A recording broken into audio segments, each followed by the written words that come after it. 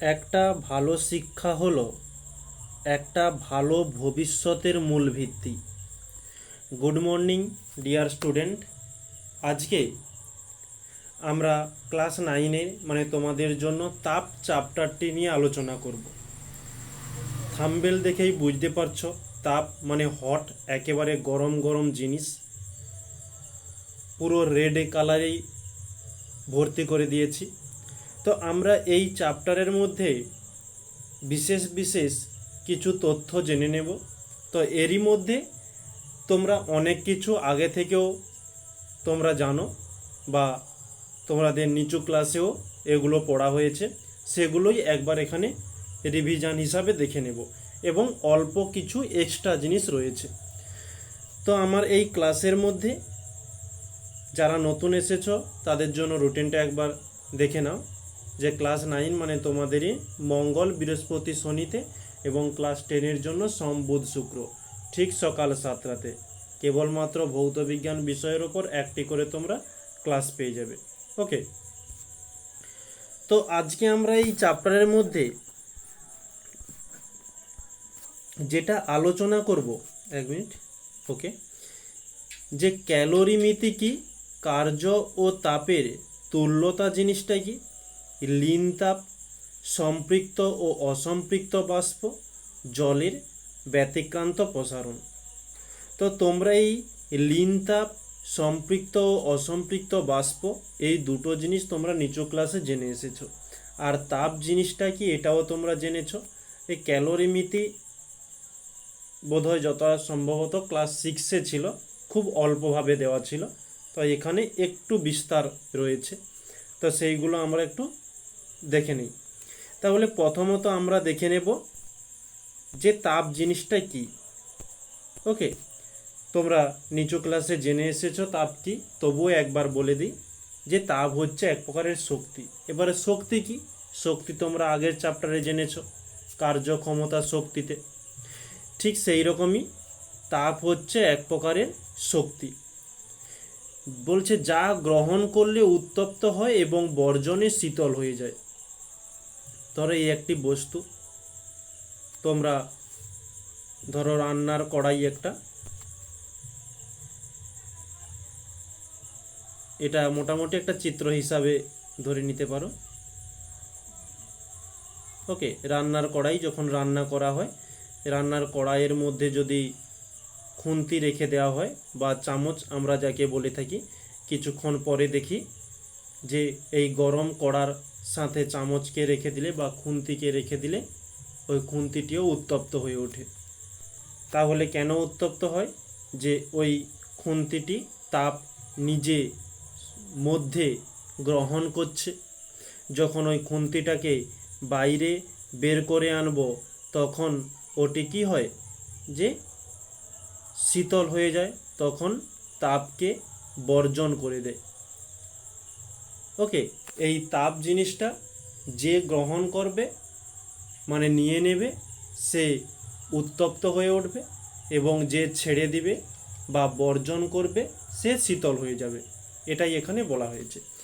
বলছে যা প্রয়োগে বা নিষ্কাশনে পদার্থের অবস্থার পরিবর্তন ঘটলে উষ্ণতা অপরিবর্তিত থাকে। এই যে তাপ যদি কোনো পদার্থ গ্রহণ করে তার অবস্থার পরিবর্তন ঘটায়, তাহলে তার মধ্যে উষ্ণতা অপরিবর্তিত থাকবে। তো অবস্থার পরিবর্তন বলতে এই কড়াটা এখানে আছে, একে উত্তপ্ত করলে কি এখানে চলে আসবে? এটা নয়।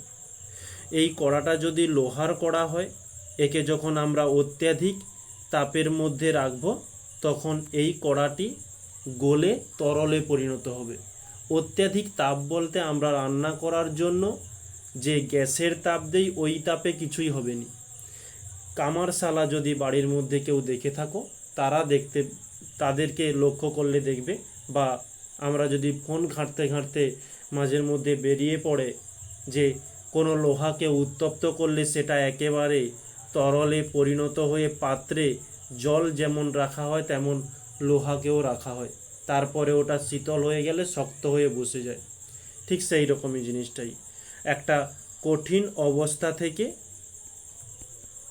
থেকে তরলে পরিণত হওয়া, এই অবস্থার পরিবর্তনের কথাই বলছে, তার কোনো স্থান পরিবর্তনের কথা বলছে না। আশা করছি তাপ জিনিসটা কি তোমরা বুঝলে। এরপরে আমরা নেক্সট যাব, যেটা আমাদের পয়েন্টের মধ্যে ছিল, যে ক্যালোরিমিতি। ক্যালোরিমিতি জিনিসটা কি? যে ক্যালোরিমিতি একটা নীতি। এই নীতিটা কি আবার? যে তাপ গ্রহণ, এই যে তাপ গ্রহণ সমান তাপ বর্জন। যদি তুমি কাউকে 2 টাকা ধার দাও, তার কাছ থেকে রিটার্ন হিসাবে 2 টাকাই পাবে। এখানে সুদ টুদ ছেড়ে দাও, সুদ ক্যান্সেল করো। ওকে, ঠিক সেই জিনিসটাই। এই তাপের ব্যাপারে কোনো সুদের গল্প নেই। আর আমাদের এই যে গল্পটা বললাম, এটা কেবলমাত্র কোম্পানি ব্যাংকের জন্য হয়ে থাকে। নিজেদের বাড়ির মধ্যে যদি কেউ সমস্যাতে পড়ে, যদি টাকা পয়সা দেওয়া হয়, তাহলে সেখানে সুদের কোনো গল্প থাকেনি। তো সেই টাকা পয়সার লেনদেনটাই একটু ভেবে নাও, যে যতটা তাপ গ্রহণ করবে একটা বস্তু, ততটাই সেই বস্তুটি তাপ বর্জন করবে। এই নীতিটাই হচ্ছে ক্যালোরিমিতির নীতি। ওকে, তো এর একটি সূত্র রয়েছে, যে MST, বা কোনো কোনো বইয়ে MST2 - T1 ও দেওয়া রয়েছে। এই টিটা কি? টি হচ্ছে যে তাপমাত্রার পরিবর্তন। ধরো একটা বস্তু 25 ডিগ্রি সেলসিয়াসে ছিল, তাকে উত্তপ্ত করে সে 35 ডিগ্রি সেলসিয়াসে এসেছে, তাহলে এটা T1, এটা হচ্ছে T2। তাহলে টি হিসাবে আমরা কি বলবো? যে T2 - T1 মানে 35 ডিগ্রি মাইনাস 25 ডিগ্রি সেলসিয়াস। তাহলে আমরা পেলাম কি? 10 ডিগ্রি সেলসিয়াস। এটি হচ্ছে টি। ওকে, আর এই এস হচ্ছে আপেক্ষিক তাপ। আপেক্ষিক তাপ জিনিসটা কি আমরা এটাও জানবো। এম হচ্ছে যে ভর। তো আপেক্ষিক তাপটা কি একটু অল্প করে বলে দিই, যে কোনো বস্তু, যে কোনো বস্তু তার 1 ডিগ্রি সেলসিয়াস তাপমাত্রা বৃদ্ধি করতে যে তাপের প্রয়োজন হয়, সেই তাপকে আমরা বলবো আপেক্ষিক তাপ, মানে এস। ওকে, যে কোনো বস্তু। তাহলে এই হচ্ছে আমাদের ক্যালোরিমিতি। তো এই ক্যালোরিমিতির মূল নীতি হিসাবে আমরা ছোট্ট সিম্পলভাবে ওখানে বলে দিলাম। তো এখানে একটু জটিলভাবে ভাষা টাষা দিয়ে দেওয়া রয়েছে, তোমরা একটু দেখে নিও। আর গাণিতিক রূপটা যেটা আমি এক্ষুনি বলে এলাম, যে MST, আর কোথাও কোথাও T1 বা T2 - T1ও দেওয়া রয়েছে। তো এখানে আর এক রকমই দেওয়া হয়েছে, যে M1 S1 T1 - T দিয়েছে। ওকে, তো কোনো সমস্যা নেই, একই জিনিস, সেটাও একই জিনিস। আমরা এই ছোট্ট জিনিসটা আমরা একটু আগে পড়ে এলাম, যে বর্জিত তাপ সমান গৃহীত তাপ, বা গৃহীত তাপ সমান বর্জিত তাপ। এখন এই ক্যালোরিমিতির নীতিটি বিশেষ কিছু শর্তাবলী রয়েছে। শর্তাবলীগুলো কি কি? যে বস্তু সংস্থা এবং পারিপার্শ্বিকের মধ্যে তাপের আদান প্রদান হবে না। নেক্সট বলছে বস্তু সংস্থায় থাকা পদার্থের মধ্যে কোনো রাসায়নিক বিক্রিয়া ঘটবে না।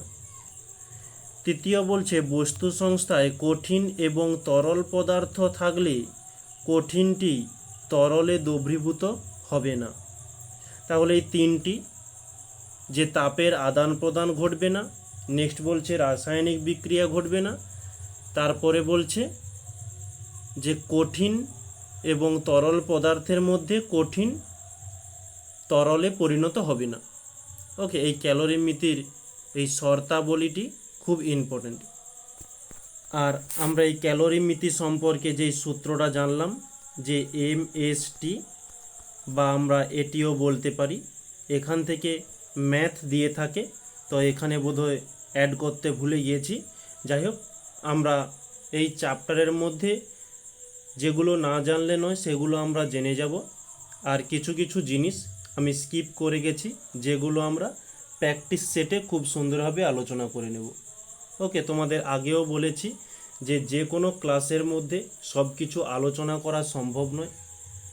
তোমাদের যখন প্র্যাকটিস সেট হবে সেখানে আমরা নতুন কিছু প্রশ্ন পেলেই আমরা সেগুলোর সমাধান খুব সুন্দরভাবে করি, তোমরা সেটাও জানো।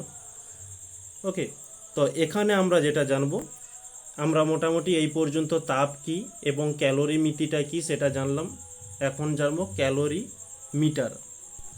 তো ক্যালোরিমিটারটা কি, এখানে ছোট্ট করে একটু হেডিংটা দিয়ে দিই।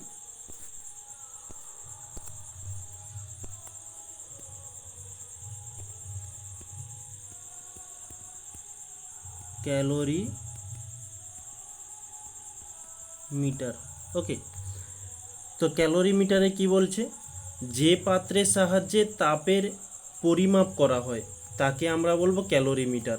আর এই পাত্রটা তামা দিয়ে তৈরি হয়ে থাকে, যার মধ্যে এই যে একটি দণ্ডের মতো দেখতে পাচ্ছ, এটি একটি তামার আলোড়ন, এই যে তামার আলোড়ন হিসাবে দেওয়া হয়েছে। এই বস্তুটাকে আমরা বলে থাকবো ক্যালোরিমিটার। তাহলে ক্যালোরিমিটার কাকে বলে? যে তাপের পরিমাপ করার পাত্রকে আমরা ক্যালোরিমিটার বলে থাকি। নেক্সট, এখন আমরা পরবর্তী স্লাইডের দিকে যাচ্ছি। এখন আমরা জানব যে কার্য ও তাপের তুল্যতা। এখন কার্য, ক্ষমতা, শক্তি, এই চ্যাপ্টারের মধ্যে কার্য জিনিসটা কি সেটা আমরা পড়েছি। এখন তাপ, এই তাপ নিয়ে, তাপের গতিবিদ্যার নিয়ে একজন বিজ্ঞানী জুল, তিনি কিছু তথ্য দিয়ে গেছেন, যেই তথ্যটিকে আমরা তাপ গতিবিদ্যার প্রথম সূত্র বা জুলের সূত্র নামে জানি। কি বলেছে, যে যখন কিছু পরিমাণ যান্ত্রিক কার্যের সম্পূর্ণ রূপান্তরের ফলে তাপ উৎপন্ন হয়, তখন সম্পাদিত কার্য এবং উৎপন্ন তাপ পরস্পর সমানুপাতি হয়। বলছে যখন কোনো যান্ত্রিক কার্য, যেমন তোমাদের একটা এক্সাম্পলের মাধ্যমে বোঝানোর চেষ্টা করি। যেমন উদাহরণ হিসাবে আমরা ছোটোবেলায় এটা খুব করেছিলাম, যে দুটো হাতের তালুকে একে অপরকে ঘষার ফলে একটা তাপ তৈরি হয়, সেই তাপকে নিয়ে আমরা কি করতাম, কারো গালে দিয়ে দিতাম। ঠিক সেই জিনিসটাই, বা আমরা এটা শীতকালেও নিজেরাই করে থাকি, যে শীতকালে যখন হাত ঠান্ডা হয়ে যায় হাতগুলোকে ঘষলে তাপ তৈরি হয়। তো এই জিনিসটাই এই বিজ্ঞানী জুল বলে গিয়েছে, যে যেমন আমরা হাতটিকে ঘষবার জন্য বল প্রয়োগ করছি, তেমন আমরা ওখান থেকে তাপ পাচ্ছি। খুব দ্রুত এবং খুব জোর দিয়ে করলে তেমন বেশি তাপ তৈরি হয়, এবং কম জোর দিয়ে করলে কম তাপ তৈরি হয়। আর এই যে হাত ঘষছি, এটা হচ্ছে একটি যান্ত্রিক কার্য, আর এই যান্ত্রিক কার্য থেকে তাপ তৈরি হচ্ছে। এছাড়াও আমরা দেখেছি যে ডিসকভারিতে সেই জঙ্গলে একটা কাঠের সঙ্গে আরেকটা কাঠ বারবার ঘষতে ঘষতে সেখানে ধোঁয়া তৈরি হয়ে আগুন জ্বালানো হচ্ছে। বা আমরা অতীত যুগে ইতিহাসে পড়েছি যে পাথরের টুকরোকে বারবার ঘর্ষণের ফলে সেখানে তাপ তৈরি হয় এবং আগুনের ফুলকি তৈরি হয়ে থাকে। তো সেই জিনিসটাই এখানে বলছে, যে যেমন তুমি কার্য করবে তেমন তুমি তাপ পাবে। ওকে, এটাই বিজ্ঞানী জুল বলে গিয়েছে। তো আমরা কার্যকে ডাব্লু দ্বারা চিহ্নিত করি এবং যে তাপটি পাচ্ছি তাকে এইচ দ্বারা চিহ্নিত করি। এটা একে অপরের সমানুপাতি হয়ে থাকে, মানে সমান। তো এই সমানুপাতি চিহ্নকে তুলতে হলে আমরা একটি ধ্রুবক বসাবো, যেটি জে এইচ। এই জেকে আমরা বলে থাকি তাপের যান্ত্রিক তুল্যাঙ্ক। তাহলে আমরা এখানে যদি পরীক্ষাতে পড়ে যে জুলের সূত্রের গাণিতিক রূপটি কি, এই যে গাণিতিক রূপটি লিখে দিতে হবে, এখানে ছোট্ট করে লেখাও রয়েছে, কোনো সমস্যা নেই। তো এই তাপের এই যে তাপের যান্ত্রিক তুল্যাঙ্ক যে পরিমাণ যান্ত্রিক কার্যের সম্পূর্ণ রূপান্তরের ফলে একক পরিমাণ তাপ উৎপন্ন হয় তাকে তাপের যান্ত্রিক তুল্যাঙ্ক বলা হয়ে থাকে। আর এই যে এর সিজিএস একক হয়ে থাকে আর্গ, এবং এই এইচ এর সিজিএস একক হয়ে থাকে ক্যালোরি। এই 1 জুল সমান 4.2 ইন্টু 10⁻⁷ আর্গ পার ক্যালোরি, এটা মনে রাখো, পরীক্ষাতে দিয়ে থাকে। ওকে, তাহলে এই ছিল আমাদের এই কার্য ও তাপের তুল্যাঙ্ক। আমরা এখান থেকে একটা সমীকরণ পেলাম যে ডাব্লু সমান যে এইচ, ডাব্লুটা কার্য, যেটা হচ্ছে তাপের যান্ত্রিক তুল্যাঙ্ক, এইচটা হচ্ছে তাপ। ওকে, এখন যেমন তোমাদের উদাহরণ হিসাবে দেওয়া হলো যে হাতের তালু ঘষলে, এই যে 1 নম্বর পয়েন্টে দেওয়া রয়েছে, এবং দ্বিতীয়ত কয়েকটি উদাহরণ এখানে দেওয়া হলো। নেক্সট আমরা পরবর্তীতে যাচ্ছি। আমরা যে সমীকরণটি এখনই বললাম ওই সমীকরণ দিয়ে অঙ্ক দিয়ে থাকে, যেমন তোমাদের দুটো উদাহরণ সহযোগে দেখানো হলো। 20 ক্যালোরি তাপ উৎপন্ন করতে কি পরিমাণ কার্য করতে হবে। 20 ক্যালোরি তাপ, মানে তাপকে আমরা এইচ দ্বারা চিহ্নিত করি, এইচের মান দেওয়া রয়েছে 20 ক্যালোরি। আমরা সূত্রটা কি জেনেছিলাম যে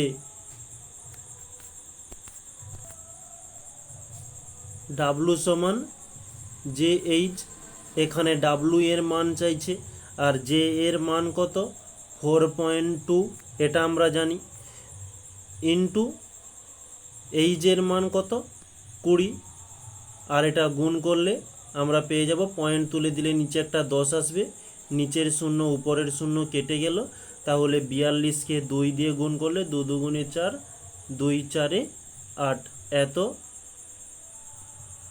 জুল। এটি হচ্ছে আমাদের অ্যান্সার। এরকমই তোমাদের পরীক্ষাতে কোশ্চেন দেওয়া থাকবে, আর এর থেকে যদি জটিলতা কিছু কোশ্চেন দেয় আমরা প্র্যাকটিস সেট আছেই। ওকে, ওখানে আমরা খুব সুন্দর আলোচনা করব। তারপরে নেক্সট এখানে বলছে 63 জুল কার্য সম্পাদিত করতে কত তাপ উৎপন্ন হবে। আগের প্রশ্নটা ঠিক উল্টো, আগেরটাতে এইচের মান ছিল, ডাব্লু এর মান বের করতে বলছে, এখানে ডাব্লু এর মান দেওয়া আছে 63 এবং এইচ এর মান সমান জিজ্ঞাসা চিহ্ন, আর যে এর মান তো আমরা জানি 4.2, তো ওটাই এখানে বসিয়ে দিও। ক্যালকুলেশনে উত্তর এসেছে এই 15 ক্যালোরি। ওকে, আশা করছি এ পর্যন্ত বোঝা গিয়েছে, আর যদি কোনো সমস্যা থাকে অবশ্যই কমেন্টে জানাতে ভুলো না। ওকে, নেক্সট পরবর্তী প্রশ্ন, যে লিন তাপে কি বলছে, যে কোনো একটা নির্দিষ্ট উষ্ণতাতে একক ভর, মানে যে কোনো ভরের, সে 100 গ্রাম বস্তু হোক, 200 গ্রাম বস্তু হোক, 1 কেজি বস্তু হোক, যাই হোক না কেন, তার অবস্থান পরিবর্তন করতে, অবস্থান বলতে সেই একেবারে তাপ কাকে বলে, তখন বলেছিলাম যে কোনো একটা বস্তু তার স্থান পরিবর্তনকে অবস্থান পরিবর্তন বলবো না, এটা কঠিন থেকে তরলে পরিণত করতে যে তাপ প্রয়োগ করব বা যে তাপ বর্জন করবে তাকে আমরা বলবো লিন তাপ। যেমন তোমাদের উদাহরণ দিই, উদাহরণস্বরূপ এখানে বলি, ধরো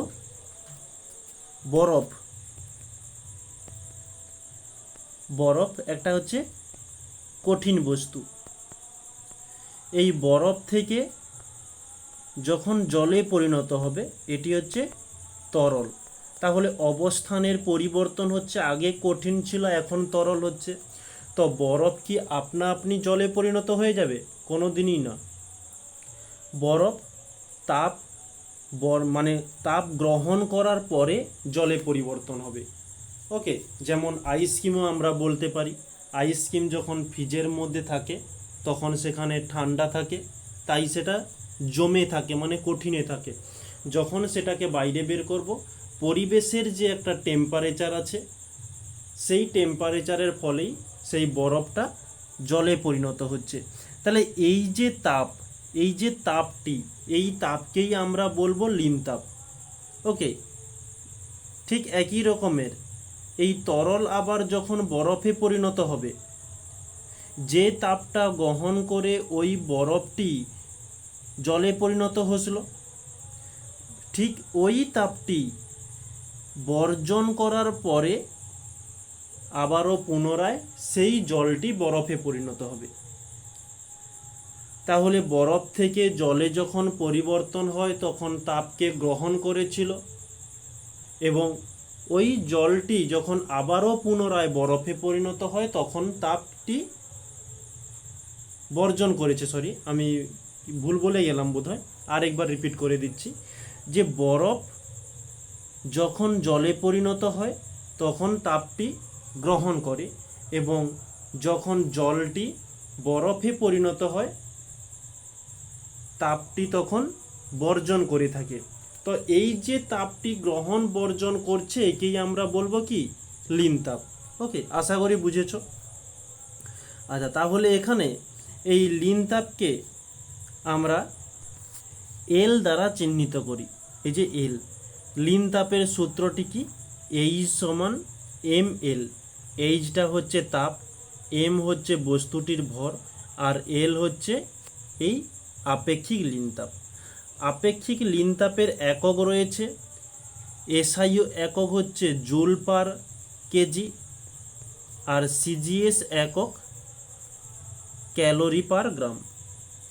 ওকে, এখন আমরা এই যে স্ট্রাকচারটি তোমাদের বললাম, বরফ থেকে জলে পরিণত হওয়া, আবার জলকে যদি তাপ দেওয়া হয় সেটি আবার পুনরায় বাষ্পে পরিবর্তন হবে।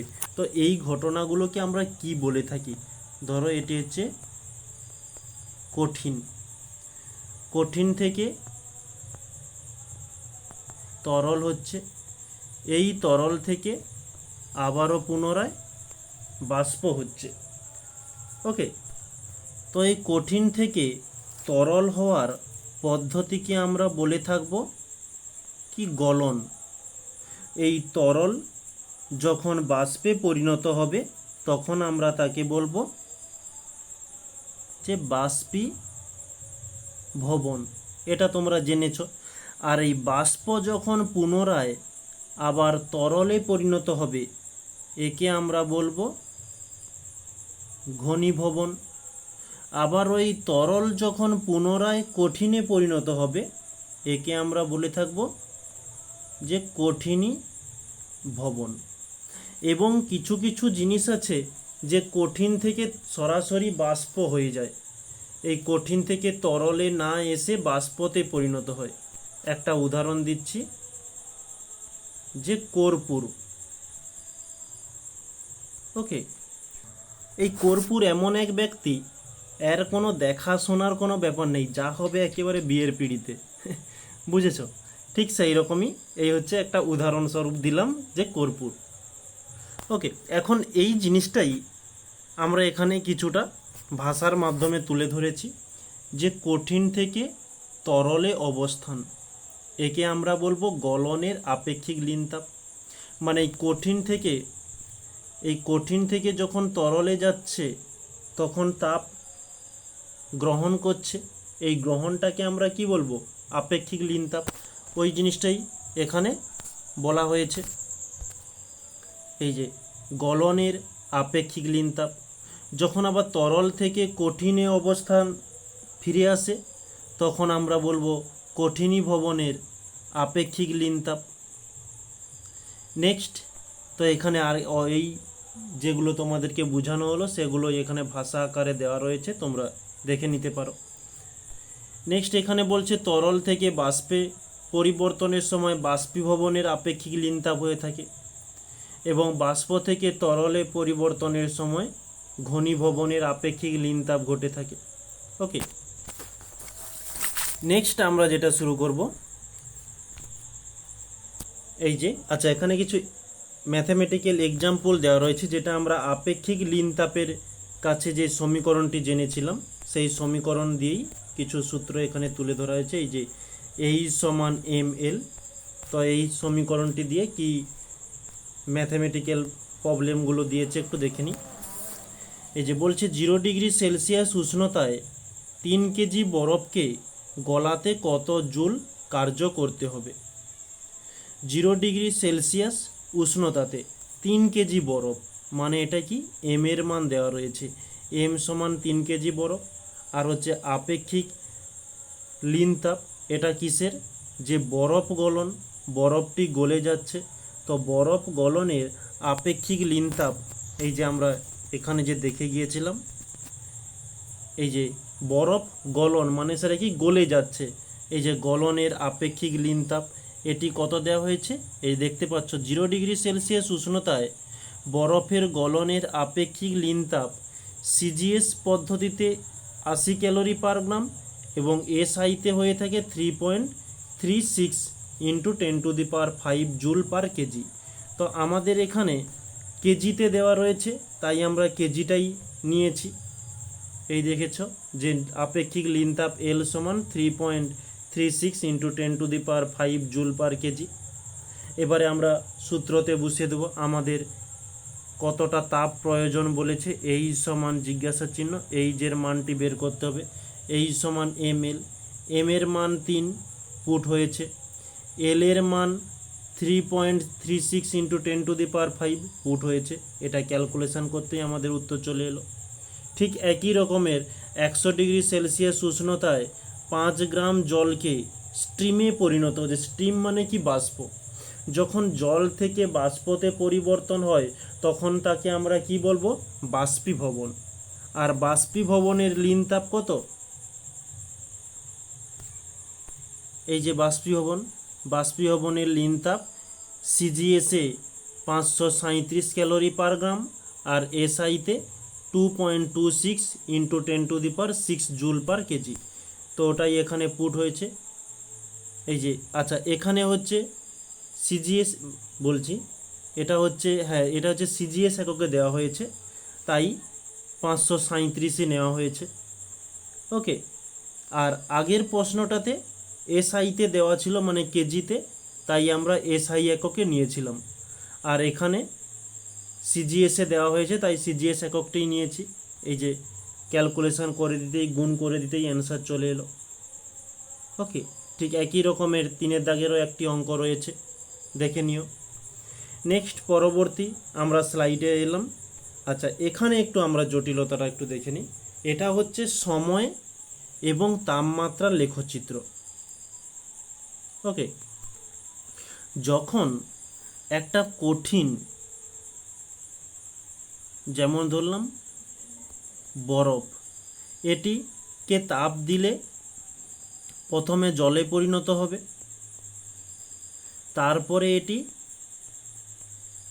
বাষ্পতে পরিণত হবে। ওকে, তো এই যে ব্যাপারটি এটি এখানে গ্রাফের মাধ্যমে দেওয়া হয়েছে। দেখতে পাচ্ছ তাপমাত্রা ধীরে ধীরে উঁচুতে উঠছে আর সময় ধীরে ধীরে চলে যাচ্ছে। সময় এখানে ছিল 0 সেকেন্ড, এখানে এসছে সময়, আর এদিকে দেখতে পাচ্ছ তাপ চলে এসছে এখানে। তো এই যে গ্রাফটি, এটি হচ্ছে কঠিন থেকে বাষ্পে যখন কোনো বস্তুকে স্থানান্তর করা হয় তার গ্রাফ এটি। ওকে, আর যখন এর উল্টোটি হবে, বাষ্প থেকে যখন জল থেকে যখন বরফে পরিণত হবে, এই গ্রাফের ঠিক উল্টোটা, এখানে নিচ থেকে উপরের দিকে গিয়েছে, সেটা উপর থেকে নিচের দিকে আসবে, যেটা আমরা এই যে এখানে দিয়েছি। এই যে দেখতে পাচ্ছ উপর থেকে নিচের দিকে আসছে পরপর সিঁড়ির ধাপের মতো।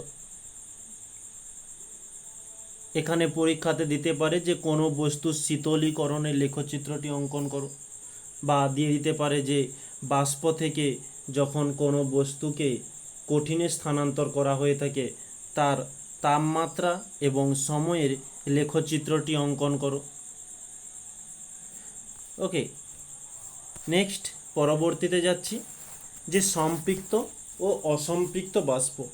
এই সম্পৃক্ত অসম্পৃক্ত কি এগুলো তোমরা নিচু ক্লাসে ভূগোলেও পড়েছ, তোমরা বিজ্ঞানেও পড়ে এসেছো, তো এখানেও আরেকটু দেখে নাও। এই সম্পৃক্ত বাষ্প, যে কোনো আবদ্ধ স্থানে কোনো নির্দিষ্ট উষ্ণতায় সর্বাধিক যে পরিমাণ বাষ্প থাকতে পারে ওই স্থানের সাপেক্ষে ওই বাষ্পকে বলবো সম্পৃক্ত বাষ্প। ধরলাম তুমি যেখানে আছো ওই রুমের মধ্যে একটা নির্দিষ্ট টেম্পারেচার মানে একটা নির্দিষ্ট গরম রয়েছে। যখন বাইরে বেরিয়ে যাবে বৃষ্টি হলে ঠান্ডা পাবে, আর যদি রোদ বেরোয় তাহলে তোমার রুমের থেকে বেশি গরম। আমি তোমাদের রুমটাকেই তুলে ধরি। তুমি যেই রুমের মধ্যে আছো সেই রুমের একটা নির্দিষ্ট গরম বা উষ্ণতা রয়েছে। ওই উষ্ণতাতে ওখানে যেসব জলীয় বাষ্পগুলো রয়েছে ওই জলীয় বাষ্পকেই আমরা বলবো কি সম্পৃক্ত বাষ্প। ওকে। আর অসম্পৃক্ত বাষ্পটা কি? কোনো আবদ্ধ স্থানে কোনো নির্দিষ্ট একটা উষ্ণতাতে সর্বাধিক যে পরিমাণ বাষ্প থাকতে পারে তার চেয়ে কম পরিমাণ বাষ্প থাকলে তাকে আমরা বলবো অসম্পৃক্ত। ওকে। তাহলে যেটা থাকবার কথা তার থেকে যদি কম বাষ্প থাকে তাকে আমরা বলবো অসম্পৃক্ত, আর যদি সেটাই থাকে তাহলে আমরা তাকে বলবো সম্পৃক্ত বাষ্প। ওকে। যেমন একটা সিম্পল উদাহরণ দিই, এই একটা পাত্র, এর মধ্যে তোমরা মিষ্টি রেখেছো বা মিষ্টি ছাড়ো, যার যে জিনিসটা খেতে ভালো লাগে সেটা বলতে পারো। এই পাত্রর মধ্যে এই মিষ্টিটা সম্পূর্ণ মানে ভর্তি রয়েছে, তাহলে একে আমরা কি বলবো? যে সম্পৃক্ত। ঠিক ওই পাত্রের মধ্যেই মিষ্টিটা অর্ধেক রয়েছে, যতটা থাকবার কথা ততটা নেই, এতটা ফাঁকা রয়েছে, তাহলে একে আমরা কি বলবো? অসম্পৃক্ত।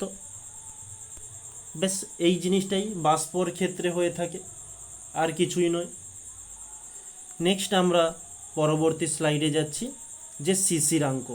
শিশিরাঙ্ক, আপেক্ষিক আর্দ্রতা, এগুলো তোমরা সেই ভূগোলে পড়ে এসেছো তোমাদের নিচু ক্লাসে, মানে এইটাই তোমরা পড়েছো এগুলো। ওকে। সেই মেঘের যেই চ্যাপ্টারটি ছিল তাতেই তোমরা জেনেছো। আবারও সেই জিনিসগুলো এখানে তুলে ধরেছে। যে শিশিরাঙ্ক, এখানে বলছে যে নির্দিষ্ট উষ্ণতাতে কোনো নির্দিষ্ট পরিমাণ বায়ু ওর মধ্যে উপস্থিত জলীয় বাষ্প দ্বারা সম্পৃক্ত হয় সেই উষ্ণতাকেই আমরা বলে থাকব যে বায়ুর শিশিরাঙ্ক। একটা নির্দিষ্ট টেম্পারেচার থাকে। ধরো আবারও ঠিক সিম্পল একটা উদাহরণ দিই, এই একটি স্থান। ওকে। এই স্থানের এর টেম্পারেচার রয়েছে ধরলাম 25 ডিগ্রি সেলসিয়াস। এর মধ্যে বায়ুও রয়েছে, যেখানে ফাঁকা স্থান সেখানে বায়ু থাকবেই, কেবলমাত্র চাঁদে বা অন্যান্য গ্রহের মধ্যে নেই, আমাদের পৃথিবীর প্রত্যেকটি স্থানের মধ্যে পেয়ে যাবে। এইখানে বায়ু আছে। তো এই বায়ুটি সম্পৃক্ত হবেই, মানে সম্পূর্ণ হচ্ছে। এই সম্পৃক্ত হওয়ার জন্য যে টেম্পারেচার দরকার, এই 25 ডিগ্রি সেলসিয়াস দিয়ে ধরেছি, একেই আমরা বলবো কি? এই টেম্পারেচারটি এই বায়ুর শিশিরাঙ্ক। ওকে, আশা করি বুঝতে পারলে। আচ্ছা, এটা একটু ক্লিয়ার করে দিই।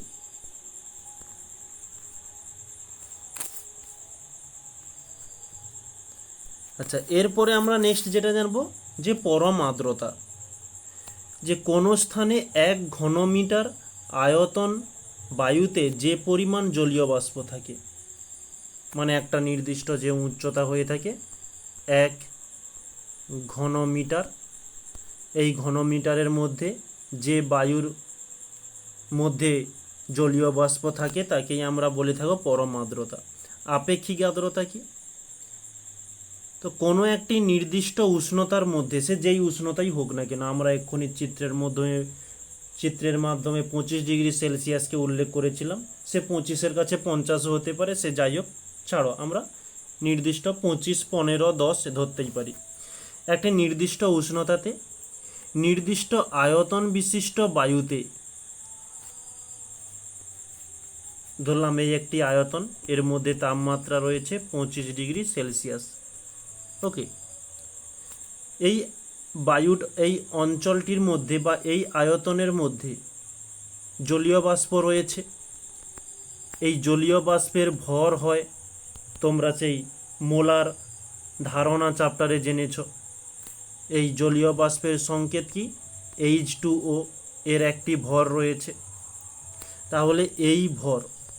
ওকে, এবার এই উষ্ণতাতে এই আয়তনেরই মধ্যে বায়ু সম্পৃক্ত করতে যে পরিমাণ জলীয় বাষ্প দরকার, এবার এটি সম্পৃক্ত রয়েছে না অসম্পৃক্ত রয়েছে সেটা তো আমরা জানি না। সম্পৃক্ত করার জন্য যতটা জলীয় বাষ্প প্রয়োজন তার ভরকে, অনুপাতকে আমরা বলে থাকব আপেক্ষিক আর্দ্রতা। তাহলে কি হলো, যে একটা নির্দিষ্ট উষ্ণতার মধ্যে নির্দিষ্ট আয়তনে যতটা জলীয় বাষ্প আছে তার ভর, এবং ওখানে যে বায়ুটি আছে ওই বায়ুটিকে সম্পৃক্ত করার জন্য যতটা জলীয় বাষ্প দরকার তার ভর, এই দুজনের ভরের অনুপাতকেই আমরা বলে থাকব কি? আপেক্ষিক আর্দ্রতা। ওকে, আশা করি তোমরা বুঝতে পারলে। এরপরে আমরা যাচ্ছি যে শিশিরটা কি। শিশির সম্পর্কে এখানে বলছে, শিশিরাঙ্কে বায়ু ওর মধ্যে উপস্থিত জলীয় বাষ্প দ্বারা সম্পৃক্ত অবস্থায় আসে। বায়ুর উষ্ণতা আরও কমলে বায়ুর মধ্যে থেকে কিছু পরিমাণ জলীয় বাষ্প ঘনীভূত হয়ে ক্ষুদ্র ক্ষুদ্র জলকণাতে সৃষ্টি হয়। ওই জলকণাগুলো ঘাসের ওপরে জমা হয়, আর ওকেই আমরা বলবো শিশির। আবারও ঠিক একই রকমের বলে দিই, এই জায়গাটার মধ্যে কতটা টেম্পারেচার ধরেছিলাম? ধরলাম 25 ডিগ্রি সেলসিয়াস। এই 25 ডিগ্রি সেলসিয়াসের মধ্যে নির্দিষ্ট জলীয় বাষ্প রয়েছে। ওকে, যখন টেম্পারেচার কমিয়ে দেওয়া হবে 25-এর কাছে ধরে দিলাম 15, যখনই 15 করে দেওয়া হয়েছে এর মধ্যে যেসব জলীয় বাষ্পগুলো রয়েছে কিছুটা জলীয় বাষ্প উড়ে চলে যাবে। উড়ে গিয়ে কোথায় জমা হবে? ছোট ছোট ঘাসের মধ্যে জমা হচ্ছে, আর এগুলোকেই আমরা বলবো কি? শিশির। ওকে, কুয়াশাতে কি বলছে? ঠিক একই রকমের শিশির যেমন হয়েছিল, এই শিশিরটি কি হয়? শিশিরটি জলীয় কণাগুলো এসে ঘাসের ওপর পড়ে একটি স্তর সৃষ্টি করে, বা আমরা বলতে পারি ঘাসের ওপর যে ছোট ছোট জলের কণাগুলো থাকে তাকে আমরা শিশির বলি। তো ওই জলের কণাগুলো ঘাসের ওপর পাতন হওয়ার পূর্বে বায়ুমণ্ডলের মধ্যে যেসব ধূলিকণাগুলো থাকে তাদেরকে আশ্রয় করে যখন পরিবেশের মধ্যে ধোঁয়ার মতো ঘুরে বেড়ায় তখনই আমরা তাকে বলবো কুয়াশা, বা একে কোথাও কোথাও কুহেলিকাও বলা হয়ে থাকে। আমার মনে হয় কুয়াশার থেকে কুহেলিকা নামটা শুনতে একটু ভালো লেগেছে। ওকে, তোমরাও যদি চেষ্টা করো এই কুহেলিকা নামটা দিয়ে একটু ডাকতে পারো। আচ্ছা, এখন তাহলে আমরা এই শিশির আর কুয়াশা জিনিসটা কি জানলাম। নেক্সট পরবর্তী এখন স্লাইডে যাচ্ছি, জলের ব্যতিক্রান্ত প্রসারণ। এবারে জলের ব্যতিক্রান্ত প্রসারণটা কি এখানে ভাষা দিয়ে দেওয়া হয়েছে, আমি তোমাদের এই গ্রাফের মাধ্যমেই সুন্দর করে বোঝানোর চেষ্টা করছি। জলের ঘনত্ব থাকে একটি, ঘনত্ব এবং আয়তন। এটি আপাতত জানো যে ঘনত্বটা কি, আয়তনটা কি। আয়তনটা ধরো কোনো একটি 1 লিটার পাত্রের মধ্যে 1 লিটার জল রাখলে সেটি হচ্ছে আয়তন, আর ঘনত্বটা কি, ওই জলের ওজন যেটি রয়েছে সেটি হচ্ছে ঘনত্ব। এখন এই 4 ডিগ্রি সেলসিয়াস নিয়ে একটি গল্প। এটি হচ্ছে জলের আয়তন এবং উষ্ণতার লেখচিত্র। যখন টেম্পারেচার 0 ডিগ্রিতে থাকে তখন দেখো আয়তন এখানে, যখন টেম্পারেচারটা ধীরে ধীরে বাড়তে বাড়তে 4 ডিগ্রির কাছে এসে পৌঁছে যায় তখন কিন্তু জলের আয়তনটা কমে যায়। আবার যখন টেম্পারেচার ধীরে ধীরে বেড়ে চলে আসে 10 ডিগ্রি সেলসিয়াস তখন কিন্তু আবার আয়তন বেড়ে যায়। ওকে, তাহলে আয়তন যখন টেম্পারেচার 0 থাকে তখন কিন্তু বেশি, যখন এই 0 থেকে 1 2 3 4 যখন 4 পর্যন্ত আসছে তখন কিন্তু আয়তন পরপর কমে যাচ্ছে, আর এই 4 পেরিয়ে যাওয়ার সাথে সাথেই আবার আয়তন ধীরে ধীরে বাড়বে। কীরকম বাড়বে? ধরো ওই জলটাকে যদি আমরা তাপ দেই, এর মধ্যে জল রয়েছে, নিচ থেকে আমরা তাপ দিচ্ছি, তাপ দিলে এই জলটি বাষ্প হয়ে উড়ে চলে যাচ্ছে, যখনই বাষ্প হয়ে উড়ে যাচ্ছে তখন এর আয়তনটা চারিদিকে ছড়িয়ে পড়ছে, এটাই এখানে বলছে। এবারে আমরা যাচ্ছি ঘনত্ব। ঘনত্বটা কি? এই যে দেখতে পাচ্ছি 4 ডিগ্রি সেলসিয়াস, ঘনত্বটা 0 ডিগ্রি সেলসিয়াসে কম ছিল, যখনই টেম্পারেচারটি ধীরে ধীরে বাড়ছে 1 2 3 4 করে এলো তখন ঘনত্বটা বেড়ে যাচ্ছে। আবার যখন 4 ডিগ্রির পরে 5 ডিগ্রি 6 ডিগ্রি 7 ডিগ্রি করে আসছে তখন ওর ঘনত্বটা পরপর আবারও কমে যাচ্ছে। ওকে, তাহলে এই যে 4 ডিগ্রির গল্পটি এটি কিন্তু মনে রাখো, আর এই পদ্ধতিটাকেই আমরা বলে থাকি জলের ব্যতিক্রান্ত প্রসারণ। ওকে, মানে ব্যতিক্রম। কোথায় ব্যতিক্রম হচ্ছে? এই 4 ডিগ্রি সেলসিয়াস 0 থেকে 4 ডিগ্রির মধ্যেই ব্যতিক্রমটা হচ্ছে, না হলে আর কোথাও ব্যতিক্রম নেই। এদিকে দেখো, যখন 4-এর পরে 5 6 7 8 করে যাচ্ছে তখন এটি পরপর কমে যাচ্ছে, কিন্তু এই 4 পর্যন্ত বেড়ে যাচ্ছে, তাই এটি হচ্ছে ব্যতিক্রম। ঠিক এখানেও, আচ্ছা এক মিনিট একটু ক্লিয়ার করে দিই এটা।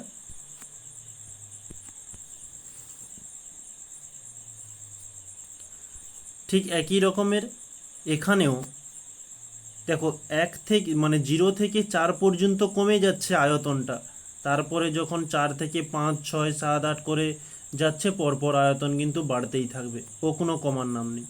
এটি হচ্ছে জলের ব্যতিক্রান্ত প্রসারণ।